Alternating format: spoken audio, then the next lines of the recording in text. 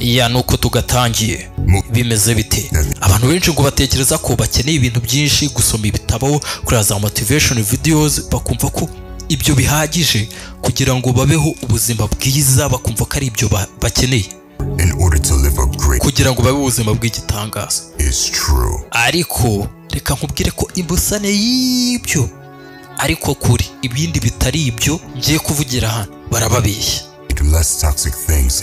hari ibintu bimeze nk'uburozi uba ukeneye gukura mu buzima bwawe ibintu bimeze nk'uburozi ariyo mpamvu tugiye kuri minota 11 ugomba gukura mu buzima bwawe mwibanga kandi ibi bintu bikura mu buzima bwawe uraza kureba ubuzima bwawe uburyo bugenda buhinduka gake gake witonze wipoye abantu nyine bo bibacange apana kugenda ubivuga ko hari impinduka hari ibintu uri gukora oya tega amatwi wumve witonze ikintu cyambere ugomba kureka ugomba kwikuramo kugira ngo ubuzima bwawe buhinduke apana motivation videos apana bira byo gukora gasiporo ejo bundi ugasanga wakaritse nibyo wigiraga ni iby'iminsi mike dore ikintu cyambere ugomba gukora mu buzima bwawe kugira ngo ubuzima bwawe buhinduke neza cyase bube bwiza cyane kureka abantu bakagenda niba ari ikintu cyambere dukeneye kureka abantu bakagenda buriya niba ari ikintu twese dukeneye ni ugukura mu nzira abantu babi ku buzima bwawe urabazi yaba ari ba bantu twita abakunzi bacu yaba ari ba bantu dufata nk'inshuti zacu kuko buri muntu wese ngira ngo arabizi ko abantu mukunda kwirirwa n'abantu mukunda kumarana igihe kinini baragira mugafata imico ijya gusa hari ukuntu nyine usanga mujya guhuza imitekerereze mbwira mugenzi wawe nkubwira uriwe muri make ngarika abantu na n'ubu ntago baramenya uburyo bashobora kwikuraho abantu cyase bashobora kuba bakwikuraho abo bantu badafite aho babageza urugero bumva ko bagomba kugumana nabo bakagumana nabo kabone niyo byaba bibababaza ariko ndagira ngo unyumve neza uko mwamwaragiranye ibihe byiza kose n'uwo muntu jya umenya ko ibihe birahinduka nanone ukamenya ko shapitire yabo mu buzima bwawe yarangiye kera cyane ndetse ukabibona uko mbikubwiye uko biri ntacyo bitwaye niyo mwamwe muziranye imyaka 10 uwo muntu ubona agusubiza inyuma asubiza ubuzima bwawe inyuma agutera uburibwe atuma udakura mu mitekerereze mu buryo bwo kwiteza imbere mu buryo bwo kuba wagira imitekerereze yagutse abo bantu uba ugomba kubareka bakagenda uba ugomba kubikuraho bakagenda apana kubizirikaho ndetse ukabakura mu buzima bwawe ubyikoreye ku giti cyawe kandi mu gihe ukora ibi bintu ntabwo ari ngombwa ngo ugende wisobanura uvuga impamvu ukoze ibyo bintu nk'uko natangiye bibabwira ugomba kubikura mu ibanga ndetse ukumva ko iki kibazo ugomba kugikemura hagati y'imibanire yawe n'abandi atari ngombwa ngo umenyeshe umuntu cyangwa ubwire umuntu kuko ibyo ntago ari ibyerekana ko kuba wabigumisha mu ibanga ntago ari ibyerekana ko wiyubaha gusa cyangwa utagira amagambo menshi ujajwa ahubwo ni ibigaragaza ko wiyubaha hari ukuntu nyine wifata imico yawe hari ukuntu ubayeho kwawe ku giti cyawe ikindi ngo biranagufasha mu kuba wakwibagirwa abo bantu ikindi bikagufasha ubibagirwa nyine ukabibagirwa ndetse ugahangana n'ikibazo mu ibanga wenyine bucece atari ngombwa ngo ugende wumva uko abandi bantu bari kubitekereza uko bari kubifata uko bari kubibona wapi icya kabiri kumva ubabajwe nawe ubwawe niba ari ikindi kintu ugomba gukora muri ubu buzima kumva ubabajwe nawe ubwawe kwa kundi uba wumva uteye impuhwe kwa kundi uba wumva ubabaje abantu bakakugiriye impuhwe uvuga ati ko batabibona abantu twaragowe buri gihe ni wowe uhora mu maganya uvuga ko wagowe niba ari ikintu cyo kumva ko uteye impuhwe icyo kintu ugomba kugikura mu buzima bwawe niba ushaka ko ubuzima bwawe buhinduka bukaba neza cyangwa se ukagira ahantu bugera buriya ngo nta kintu cy'ubugoryi nko kubona umugabo ugenda akicara ahantu akigunga akifata amapfubyi akerekana ko yaguwe ari umuntu abantu banga ari umuntu waguwe bakagombye kumugirira impuhwe ati nta kintu kibi nk'icyo ngicyo. Noneho by'akarusho kubona umuntu w'umugabo yagiye akicara mu nguni akigunga ngo abantu ngo baramwanga, ngo abantu ngo nibo batuma adatera imbere, ngo oya, abantu ntabwo bakubereyeho. Abantu buri muntu wese abahangana n'ibye rwose, ngo ndababaje, ngo ubundi ngo ngiye mwakagombye kungirira impuhwe, wapi. Ati ibyo bintu n'ubugoryi. Wenda ndabizi ko ubuzima bushobora kuba bugoye, ariko ibyo waba uri gucamo byose, inkuru waba ufite yose yawe ibabaje, nta mugabo ugomba kumva ko ababajwe nawe ubwe ku giti cye ngo yitere impuhwe. Kumva ko witeye impuhwe, wapi. Kubera ko kwitera impuhwe uko kwerekana ko wagowe nta kindi bitugira usibye abanyantege nke, kandi ibyo biduha urwitwazo rwo kuba tutagera ku bintu dushaka, tugahoza imbere ngo twaragowe. Izo nzitwaza akarizo uhoza imbere mu mwanya wo guhoza ibintu imbere, bya bintu bigufitiye akamaro, bya bintu nyine uri guhangana nabyo, umwanya wo gutanga izo nzitwazo. Rero ujye umenya ko nta kintu cyiza kijya kiva muri ibyo bintu byo kugenda ngo werekane ko wagowe.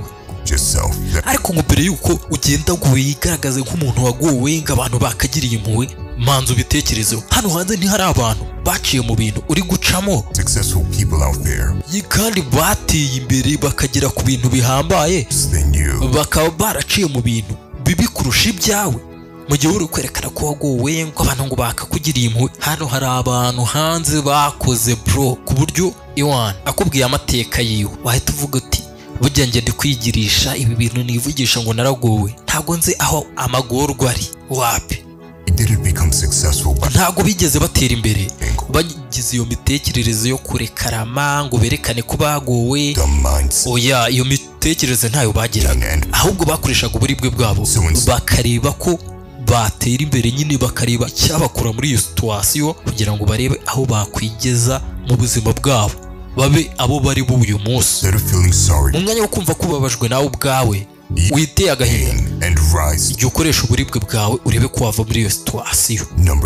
Icya gatatu, ingaruka bitugiraho mu gukoresha imbuga nkoranyambaga. Niba ari ikindi kintu ugomba kwitondera muri ubu buzima kugira ngo ubuzima bwawe buhinduke neza cyangwa se bube neza, hari ibintu ku mbuga nkoranyambaga ugomba kwibagirwa, ugomba gukura mu buzima bwawe, cyangwa se niyo wabona bikunaniye ukabiha akanya gakeya, apana kubiha umwanya wawe wose.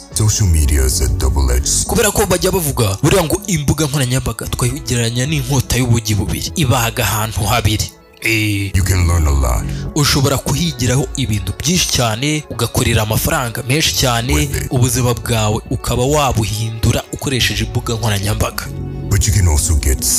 Ariko ntabwo uba ugomba kugenda ngo wibure ku giti cyawe uri gukoresha imbuga nkoranyambaga. Uzi ko uhura n'umuntu ari muri telefone ari kuri chat ku manywa saa sita na nimugoroba, buri gihe umubona yunamye muri telefone, noneho by'akarusho ukamubona ari kugenda yubitse umutwe muri telefone mu muhanda sha, ku buryo imodoka yanamugonga. Ko ni ubusirimu? Ibyo nta busirimu birimo, wapi. Ntabwo uba ugomba kugenda ngo wibure wunamye muri izo mbuga nkoranyambaga wibuze wowe ubwawe. Hari ukuntu umuntu agenda akibura, ugasanga ntabwo akibona akanya ko kwitekerezaho, ugasanga ntabwo akibona akanya ko kubona ko nawe abayeho neza, ahubwo yirirwa agereranya ubuzima bwe n'ubwo ari kubona ku mbuga nkoranyambaga, cyangwa se ari kureba n'ibintu biriho bitunguka bidashinga, wapi. Buriya ngo abantu benshi ntabwo bakoresha imbuga nkoranyambaga nk'uko bikwiye neza. Oya, birirwa bamanuka bareba, guscrollinga, bamanuka bazamuka, bareba inkuru z'abandi bantu, uko abandi bantu babayeho cyangwa se ubuzima bw'abandi bantu. Ariyo mpamvu ubona abenshi basigaye bafite amadepresiyo runaka. Uzi ko umuntu agira agashiha n'ifoto ari kubona umuntu yapostinze, akavuga ati ariko iki gihora gipostinga gishinyitse amenyo, kiba cyabuze ibindi gipostinga. Kuva se uyu muntu uri kumuhora iki? Ifoto yapostinze kariya, inkweto yapostinze kariya, inyogosho yashyizeho uko yayishyizeho abyishimiye, uri kumugirira agashiha k'iki? Ikibitera ni ukuba wiriwe uzamuka ureba uburyo abandi bantu babayeho, ibyo bapostinga, ibyo barya, ibyo bambara. ndagira unyumve neza. Iyo turi kumanuka duscrollinga tureba ibintu by'abandi bantu, duca kuri izi mbuga nkoranyambaga tureba iby'abandi bantu bashyizeho, ibyo bituma tugereranya ubuzima bwacu bugoye tukabugereranya n'ubwo abagafashe bari ku mbuga nkoranyambaga bibereyeho neza, tugatangira kubigereranya n'ibyacu. Ugasanga biri gutuma twumva tutanyuzwe mu buzima bwacu, hari ibintu dukeneye. Ugasanga noneho abana ba under 18 hari ukuntu bari kurushya ababyeyi, mama nanjye ndashaka kuba nka kana, ndashaka kwambara nk'ibyo kanaka yambaye, ndashaka kubaho nka kanaka. Ukumva ntago unyuzwe. Abari muri 22, 23, 4 njya mbona babikora. Ukumva nyine urashaka kubaho nka kanaka, urashaka kubaho nka kanaka. Kandi uwo kanaka icyambere uburyo ayo mafaranga iwabo bayabona ni mu buryo bwabo ku giti cyabo. Iwanyu nta bushobozi bafite bwatuma no kubona ibyo kurya babibona bigoranye, ariko ukumva ushaka kubaho nka kanaka wabonye ku mbuga nkoranyambaga. Wapi, ibyo bituma wumva utanyuzwe mu buzima bwawe, bituma wumva udahagije mu buzima bwawe. Bigatuma ugira ishyari. Ese ntabwo ubona ko ibyo bintu ari bibi cyane? Ni ko utuganira kutubwira. Ese ntabwo ubona ibyo bintu ko bikwangiza ari bibi cyane? Ntabwo ubona ko ibyo bintu ari bibi? Rero biba ari ingenzi cyane mu kumenya igihe tugomba kumara ku mbuga nkoranyambaga, tukamenya igihe tugomba kumara ku mbuga nkoranyambaga. Aka kantu nkasubiremo, igihe ugomba kumara ku mbuga nkoranyambaga. Ko ufite amasaha ugira ku mbuga nkoranyambaga kuri social media, ukareba utuntu dukeya, ushobora gusubiza message bagenzi bawe iki, ariko ntukate umwanya cyane uri kureba n'ibintu bidashinga. Rero biba ari ingenzi cyane tukumva ko umwanya tumara kuri social media twakagombye kuhafata nk'aho uba usuye inzu y'ibitabo, ukajya ku mbuga nkoranyambaga nk'umuntu ugiye mu somero ry'ibitabo cyangwa se muri library. Kandi umuntu ugiye muri library aba agiye afite intego, hari igitabo ari gushaka, hari amakuru ari gushaka. Library niyo mpamvu bayishyizeho, harimo ibitabo byinshi birimo amakuru menshi. Rero ngo ujyayo nk'umuntu ugiye mu nzu y'isomero ry'ibitabo, ujyayo ugiye ufite intego, hari ikintu uri gushaka kizima, kandi ushaka ikintu wifuza ubona ukeneye mu buzima bwawe cyagufasha, yaba ari ibikwinspira mu gukora ibintu, yaba ari amakuru uri gushaka. Noneho nurangiza kubona ibyo wifuza, uhita uvayo ugiye guhanga amaso ubuzima bwawe, inkuru yawe y'ubuzima. Tuganira ati nanjye ibi bintu ndabyuka byize kumbaho. Hari umunsi navuze ati reka mfata akaruhuko, imbuga nkoranyambaga mbe mparitse njye nzikoresha, ngira umwanya wo kuzikoresha. Icyo gihe aratuganira ati icyo gihe nabonye akanya ko gukora akazi neza, nta bintu binesha umutwe, ntaki. Mbona akanya ko gukora umwitozo, ko nkitoza ibintu bigiye bitandukanye, nkitoza yaba ari uburyo bw'umubiri, bw'imitekerereze, ubwonko ndabutoza, ndabutyaza. Ndetse nabonye na kakanya uba wabuze ko kumarana n'abantu ukunda. Urasanga uricaye muri salo, papa wawe ari muri telefone, nawe uri muri telefone, na mama wawe ari muri na mushiki wawe, bose mwunamye muri telefone. Ugasanga kakanya ko kuganira n'abantu ukunda ntago kikabona. Wapi, buri muntu wese abahuza ari muri telefone. Ati noneho igihe nabaga ngiye ku mbuga nkoranyambaga ngiye kureba wenda nk'abanyandikiye, naribazaga ese naba ndi gushaka ikintu cy'ingenzi wenda nakifashisha mu buzima bwanjye, cyangwa ndi gutakaza igihe cyanjye manuka nzamuka. Rero nawe niwibaza impamvu uri gukoresha imbuga nkoranyambaga, ibyo biragufasha mu kuba wamenya izi mbuga ndi kuzikoresha, izi mbuga twese twisangaho, ndi kuzikoresha nzibyaza inyungu cyangwa ndi guta umwanya wanjye nzikuroringa ngenda umeze nk'umuntu nyine uraho udafite intego, udafite icyerekezo. Icyanyuma, nubona izi mbuga kuzikoresha bigusubiza inyuma, nta kintu bikugezaho, reka nkugire inama, fata akaruhuko pe, fata akaruhuko. Noneho ufata igihe cyawe ugiye kwenjoyinga ibintu muri iyi si ya nyayo, kuko isi y'imbuga nkoranyambaga ni ibintu aba yateguye, ubuzima aba yateguye akaza kerekana ku karubanda, atari kuvuga ngo niko asanzwe abayeho. Yego hari bamwe baba babibayemo, ariko abenshi usanga bati okay ngiye gushaka amafaranga, ngura uriya mwenda ntire n'imodoka noneho ningira muri iriya hoteli ihenze nzahita ndya amafoto ndi mu modoka nambaye imyenda ibihenze nambaye ibintu birenze abantu bagire ngo niko mbayeho wapi. Rero ngo iriya si ntago ari si ya nyayo. Niba ubona ibi bintu biri kugusubiza fata akanya kawe ujye gukora ibintu wishimiye muri iyi si ya nyayo, nko gusoma ibitabo, ushobora kujya kwishushanyiriza, ushobora gutimbiramo ureba ibyo Imana yaremye. Iyo uri gukora ibi bintu rero mvuze hano ruguru n'ibindi bintu biguha amahoro, urangwa ntago uba uri kuvura ubwonko bwawe cyangwa se uri kurinda ubwonko bwawe, ahubwo ibyo biranagufasha mu kuba wavumbura inkuru yawe nziza y'ubuzima, ubwiza buri mu nkuru yawe y'ubuzima, mu mwanya wo kuba uri kwigereranya n'abandi, uri gufata ubuzima bwawe ubugereranya n'ubw'abandi ku buryo nta kintu cyiza ukibona mu buzima bwawe, usigaye ubona ibibi mu buzima bwawe gusa kuko utari kubona bidasa n'iby'abandi. Number 4. Icya kane ugomba gukura mu buzima bwawe kugira ngo ubuzima bwawe buhinduke. Kwishidikanyaho.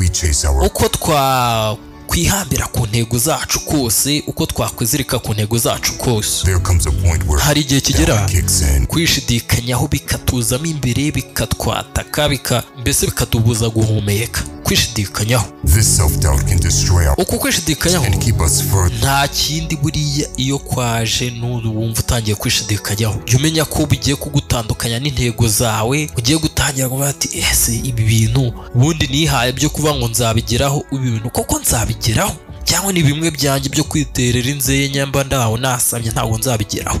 Rero ngo kwishidikanyaho bidutandukanya n'intego zacu, bituma mbese ibintu twashaka kugeraho tutabigeraho.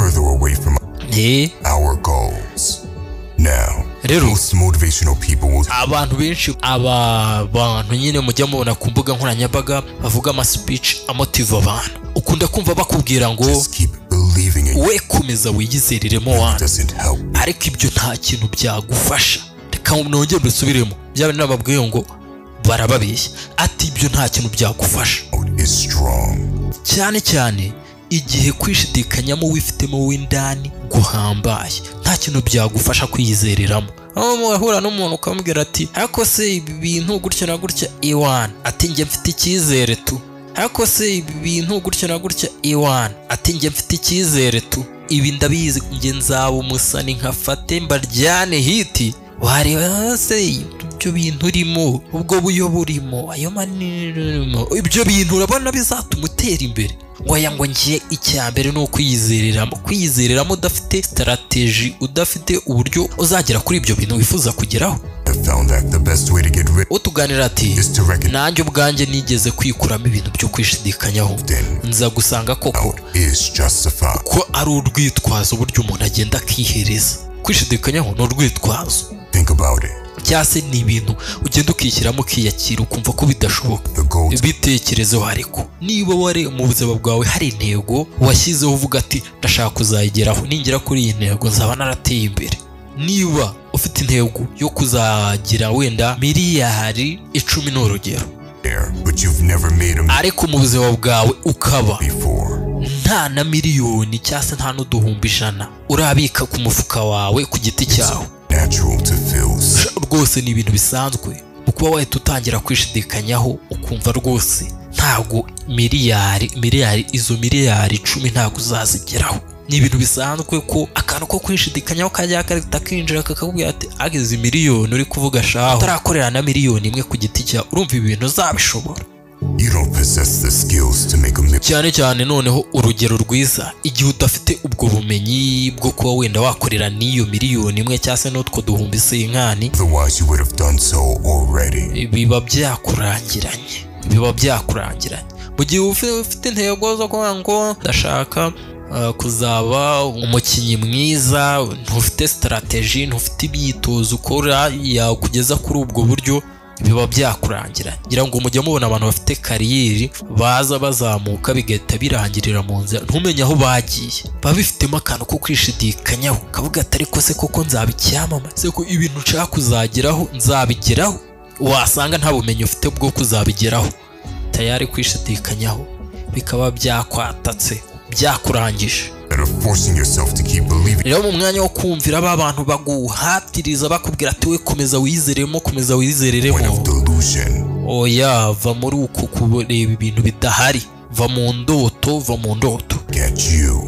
Ndashaka ngo wirebe, urebe intego zawe witonze, noneho urebe umuntu wifuza kuba we, wifuza guhinduka we, noneho wibaza uti ese akeneye iki kugira ngo izi ntego zigereho, akeneye iki kugira ngo atere imbere, akeneye iki kugira ngo ibyo yifuje gukora abigereho.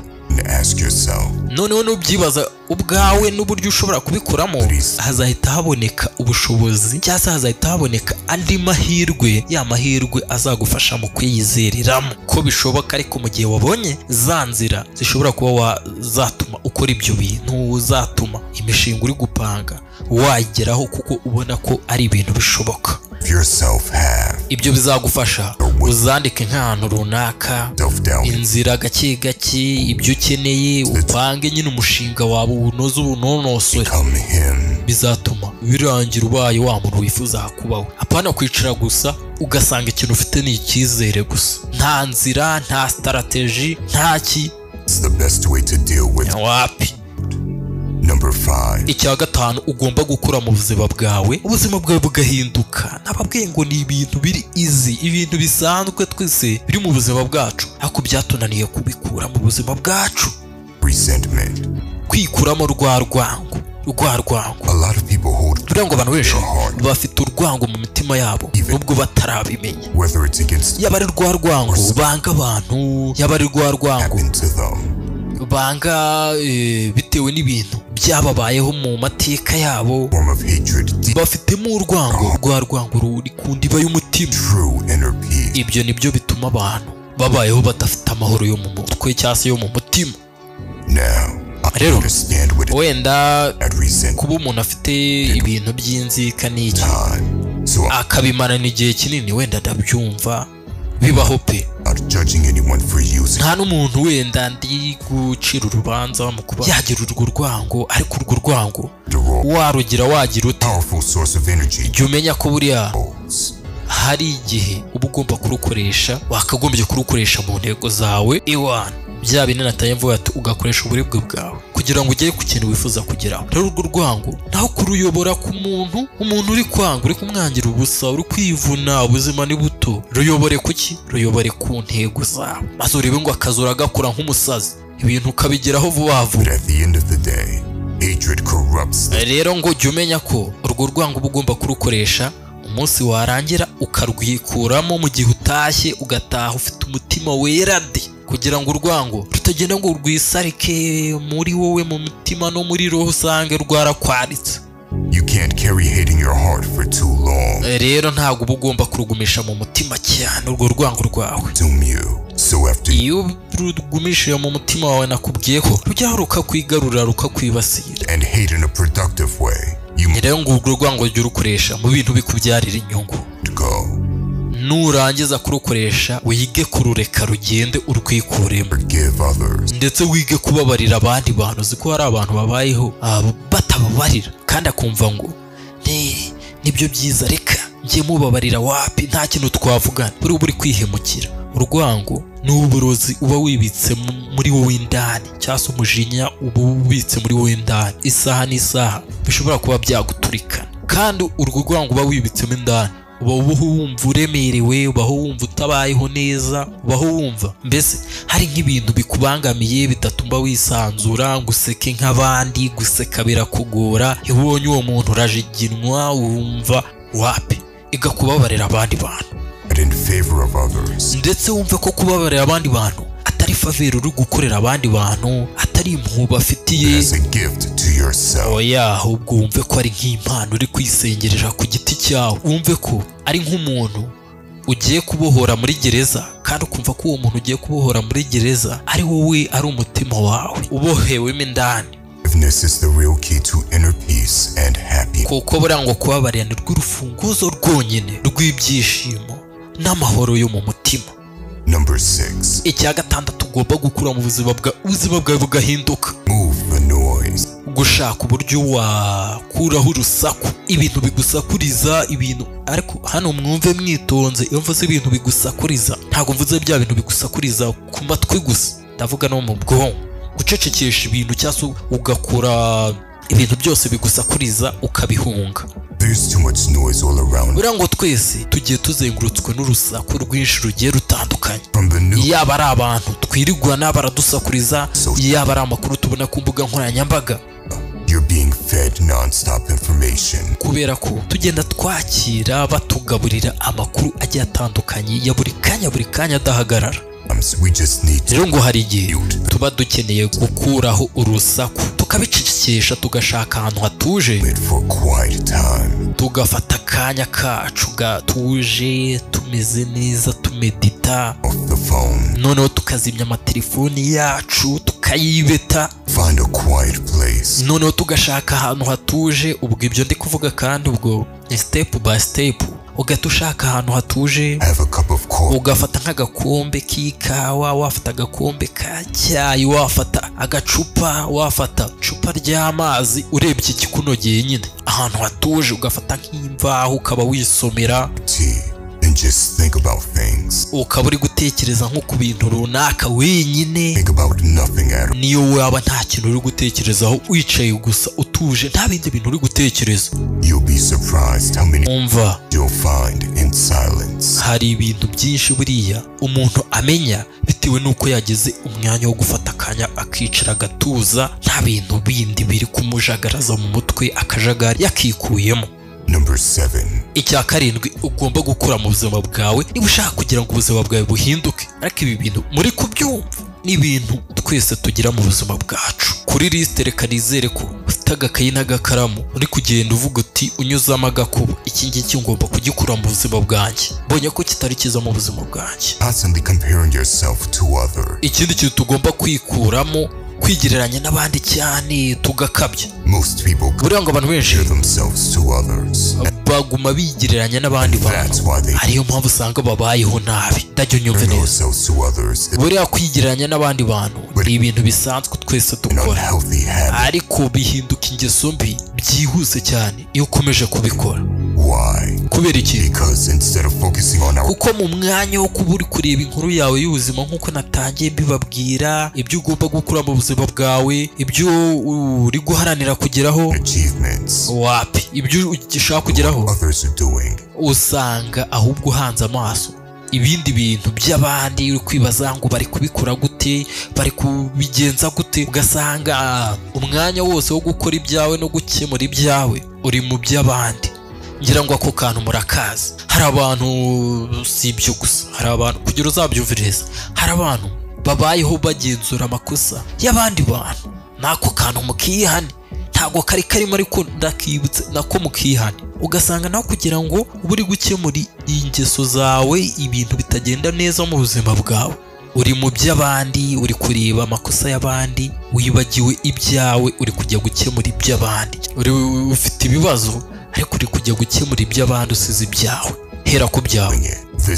Rero ngo iyo uri aho uri kwigereranya n'abandi bantu, usanga uri kuvuga ati kanaka bikora ate, buriya bintu iriya modoka yayiguze ate, ko nayo nshaka kuyigura. Ugasanga mu mwanya wo kuba uri kufokasinga ku bintu ushaka kugeraho, uri guha umwanya ibintu ushaka kugeraho, ubwonko bwawe bwakagombye gukora butekereza uburyo uzagera kuri ibyo bintu, bwaragiye bwibereye ahandi hantu wagera babupfundikiye mu gacupa kuri uwo muntu ushaka kwigereranya nawe. Nanone ntabwo navuga ko buriya kwigereranya bidatanga umusaruro, cyane cyane iyo uri nko mwihangana, cyagiye uri mwihangana n'umuntu mukora ibintu kimwe. Icyo gihe kwigereranya n'umuntu ushobora kubibyaza umusaruro da, mu gihe mukora ibintu kimwe, mubona ibintu kimwe, mbese muri kategori imwe yo gukora ibintu runaka nk'akazi, ihangana, mace, za kaci, biki n'ibiki, amakompetisiyo, ibintu byo guhangana nyine nk'ibyo. Ati kwigereranya n'abandi bibyara umusaruro, biba ari ingenzi cyane. Ariko buriya nanone tuba tugomba kwibuka ko buri muntu wese afite urugendo rwe rwihariye. Noneho tukumva ko ibintu uburyo undi muntu abikoramo twe atari ko byagenda. buryo bwo afite cyangwa se strategy afite akoresha agera ku bintu runaka bye twe natwe bitakora nk'uko we byakora. Ushobora kubikora ntibigende nk'uko we bigenda, ugasanga ugiye muri ka gahinda gakabije uri kwibaza impamvu we bitari gukunda nk'uko we byakunze, wabona byanze ukavuga ati we kuki bitanze. Ariyo mpamvu buri muntu wese aba afite urugendo rwo rwihariye. Ni bake bashobora kwigereranya n'umuntu agakora ibisa neza n'iby'uwo muntu, ariko nta nubwo bibaho, kiretse mu gihe bari mu bintu bimwe bijya gusa, nibwo ahanini wenda waryaho kopi nka 80%, ariko ntabwo wabikora 100%. buri muntu wese afite inkuru ye yihariye y'ubuzima bwe.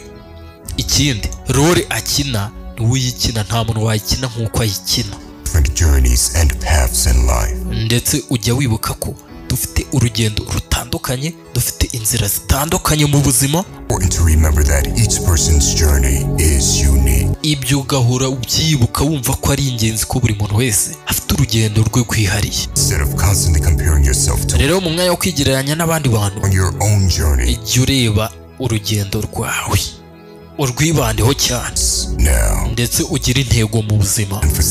Ntabwo ndi kukumvisha ko wenda hari ikintu kibi mu kuba wakwigereranya, nk'uko natangiye mbibabwira, cyane cyane mu gihe uri mwihangana. Uri mwihangana, uhangana n'umugabo, muhangana umugabo ku wundi, ati icyo gihe bibyara umusaruro. Cyangwa ba bantu muri gukora ibintu kimwe, ba bantu muri business imwe mukora ibintu kimwe, iyo muri mwihangana, kwigereranya nawe ntacyo bitwaye pe, ntacyo bitwaye. Ariko niba uzi ko nta utari mwihangana, utari mwirushanwa, ntukigereranye n'abandi bantu, kubera ko kwigereranya n'abandi bantu twabifata nk'umujura wiba ibyishimo n'amahoro yo mu mutwe. Ndetse ibyo bintu bituzanira guhangayika cyane, cyangwa se umuhangayiko cyane, stress zidashira tutazi aho ziri guturuka, ndetse tukumva tutanyuzwe mu buzima bwacu. Rero wakire impano ufite n'imbaraga zawe n'intego zawe, wumve ko ufite impano yawe, none ubiharanire, urebe koko iyo mpano, izo ntego niba wazibyaza inyungu nyine kugira uhinduke uwo wifuza kubaho. Ndetse nanone ukibuka ko intego zawe, iterambere ryawe, utagomba kubikoresha urwanya abandi bantu, ukumva ko mugenzi wawe agomba gukemesha kugira ngo utere imbere. Wapi, niba tuvuze ihangana, ntabwo tuvuze ngo urebe mugenzi wawe mu kazi utangire umugirire ishyari, utangire umukemeshe ngo nuko wenda wigereranya nawe. Oya, mbese iterambere rya mugenzi wawe ntabwo ryakagombye kukubangamira ngo wumve kuri rasubizi inyuma ryawe. Kuko buriya gutera imbere kwa nyako ni igihe wumva unyuzwe n'ibyo wagezeho. Reka turebe icya 8 ugomba gukura mu buzima bwawe niba ushaka ko ubuzima bwawe buhinduka. Icya 8 ugomba gukura mu buzima bwawe, jya wirinda ikintu bita amazimwe. Niba ushaka kubaho utuje, nta kintu kikuba meze neza, nyine ubuzima bwawe bwarahindutse, usigaye uri umuntu w'umusirimu utekereza kure, ureba kure. Tugiye kureba ikintu cya 8. Ikintu cya 8 ugomba gukura mu buzima bwawe, ubuzima bwawe bugahinduka neza, bukaba neza, atari ngombwa ngo icya 8 irinde ikintu bita amazimwe. Buriya ngo tubaye mu gihe aho abagabo bavuga amagambo menshi, batikura, bagira amatiku kurusha udukobwa dutoya. Kandi koko nibyo, kandi ukabona bigira nk'inzirakarengane, cyangwa se bifata nk'inzirakarengane. Ntago bagira amagambo, ntago bagira ubujaju, ariko ngo abasore biyimisa cyangwa se abagabo biyimisa basigaye bagira ubujajwa kuruta twana twa under 18, maze bakigira inzirakarengane sha, bakavuga ngo abagore ngo bavuga menshi nk'ay'abagombozi. Wapi, abagabo ngo nibo basigaye bavuga amagambo menshi. Ariko buriya ngo ikintu bita amazimwe ni ingeso mbi y'umwijima, mbi cyane. Bitekerezeho, iyo uri kuvuga umuntu nabi, ugenda umusebya, umuharabika, biba bimeze nk'aho uri kugenda wicuma. Wenda ushobora kuba utari kumwica mu buryo bufatika, mu buryo buri fiziko, ariko biba bisa nkaho uri kumwambura ubuzima bwe, icyubahiro cye, uburyo abantu bari bamuzi, uri kumusenya muri make.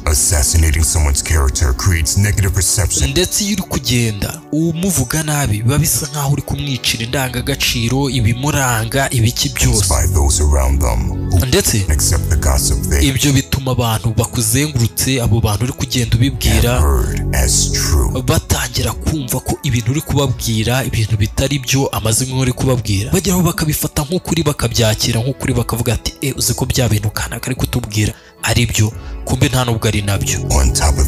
Rero hagati aho jya wirinda abantu bavuga amazimwe. Wibuke ko amagambo mabi cyangwa se ibintu bitari byo biragenda bigakwirakwira nk'inkongi y'umuriro, bikwirakwira nk'inkongi y'umuriro, cyangwa se byihuta kurusha inkongi y'umuriro. Ibinyoma, ibintu bitari byo byihuta kurusha inkongi y'umuriro. Rero mbere y'uko uvuga ku muntu ushaka kumuvugaho nk'ikintu kibi, ushaka kumuharabika, ujye wibaza uti ese byagenda gute ari nkanjye bari kuvugaho. Nusanga ibyo bintu byaba atari byiza ugiye kuvuga kuri uwo muntu, ugasanga ntago byaba ari byiza, ntago byaba bihwitse, ntago byaba bikwiriye, nk'umuntu w'imfura, ujye ugumisha umunwa wawe ufunze, wegekeho.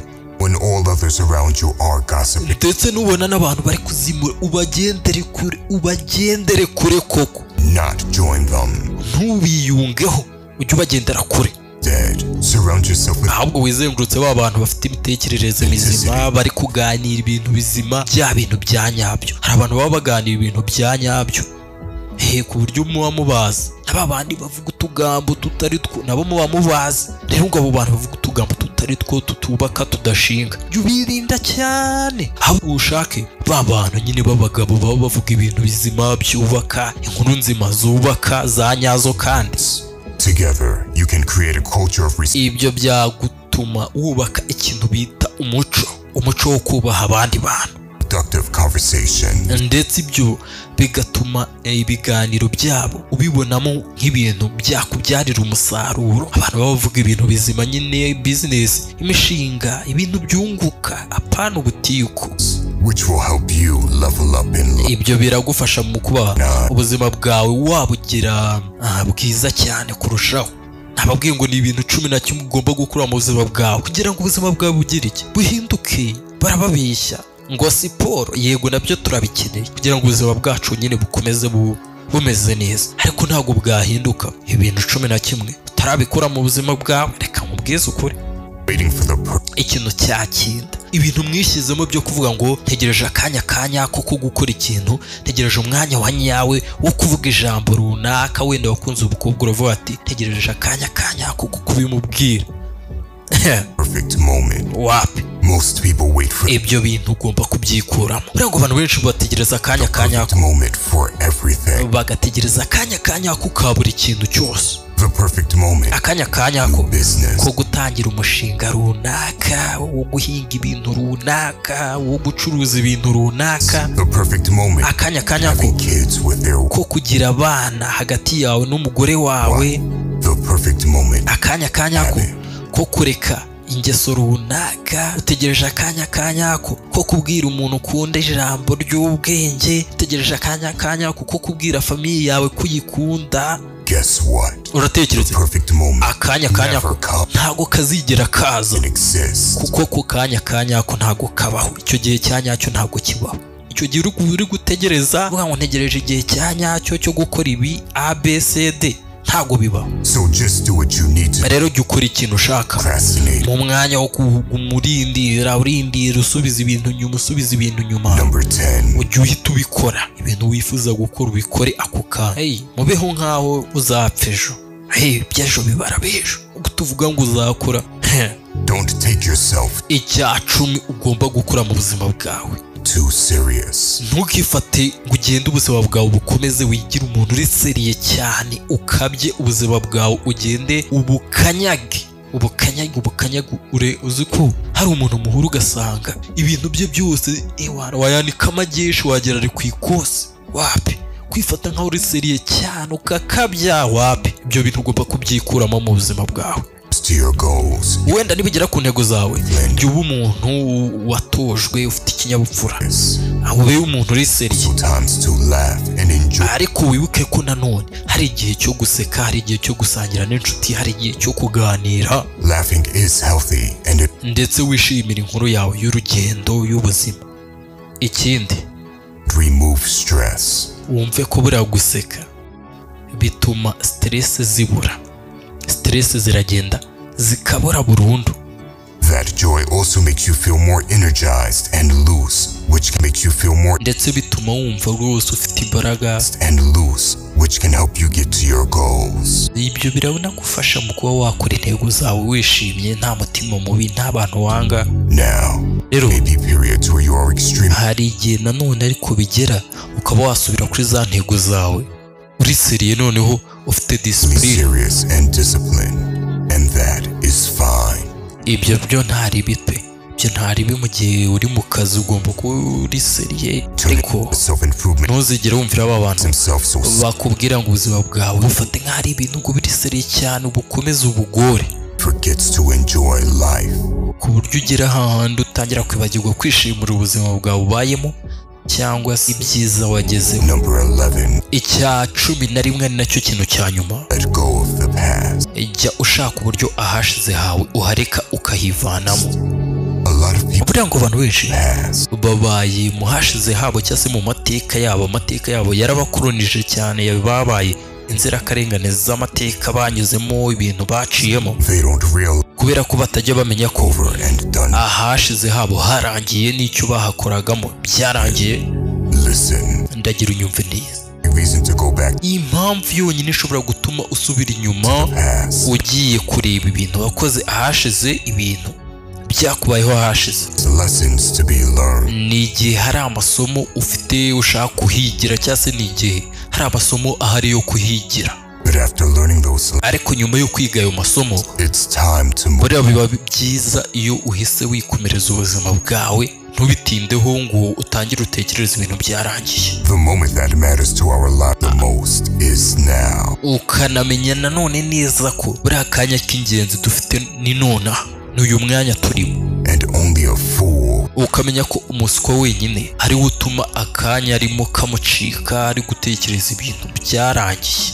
Urabizi igihe cyagiye ntabwo kigaruka, takaza igihe ntabwo kiba kigaruka.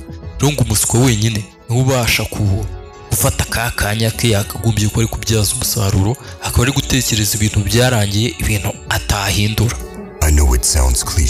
Wenda nothing you can change about the past. Ngiye kubikubwira ni ibintu nawe uzi neza buriya nta kintu wahindura mu hashize hawe cyangwa mu mateka yawe ntabwo wasubira inyuma. Ibyo byararangiye. Akanya ufite konyine ahantu ufite amahirwe menshi honyine ho kuba wakora ikintu ukaba wanabihindura ndetse ukaba wahindura ibintu neza uko ubyifuza uko ubishaka ni aka kanya. By the way, ni ibyo bintu 11 nashaka ngo tuganireho. Ibintu 11 ugomba ngo gukura mu buzima bwawe niba ushaka guhindura ubuzima bwawe neza kugira ngo ubuzima bwawe bushyire ku murongo. Ibyo bintu 11 niba nucekinga ugasanga bikiri mu buzima bwawe umenye ko nta buzima bwiza ubaye. Ni rero niyo mpamvu bwo kongera ibintu byagusayidira mu buzima. Ntiwibagirwe kutwereka ko udukurikirana ukoze subscribe, like, share na comment.